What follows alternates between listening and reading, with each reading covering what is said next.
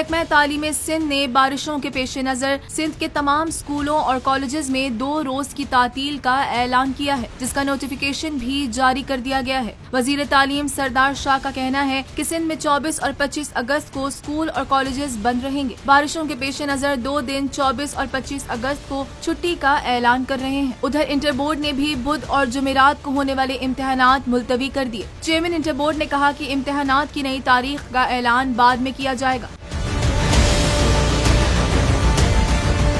दूसरी जानिब महकमा मौसमियात ने आज से नए मानसून सिस्टम के तहत सिंध के मुख्तलिफ इलाकों में तेज बारिश की पेशगोई की है। कराची के कई इलाकों में वक्फे से बूंदाबांदी का सिलसिला भी जारी है। शहर में कल 24 अगस्त से कहीं कहीं दरमियानी और कहीं मूसलाधार बारिश होगी। बारिश का ये सिलसिला 25 अगस्त तक जारी रहेगा। महकमा मौसमियात का कहना है कि मानसून का ये नया ताकतवर सिस्टम भारत से सिंध में दाखिल हो रहा है, जो 26 अगस्त से खत्म हो जाएगा। नए सिस्टम के तहत खैरपुर, सक्खर, लाड़काना, घोटकी, कश्मोर और जैकबाबाद में मूसलाधार बारिश मुतवक्के है। थरपारकर, उमरकोट, सांगढ़, बदीन, हैदराबाद और ठट्टा में भी मूसलाधार बारिश का इम्कान है।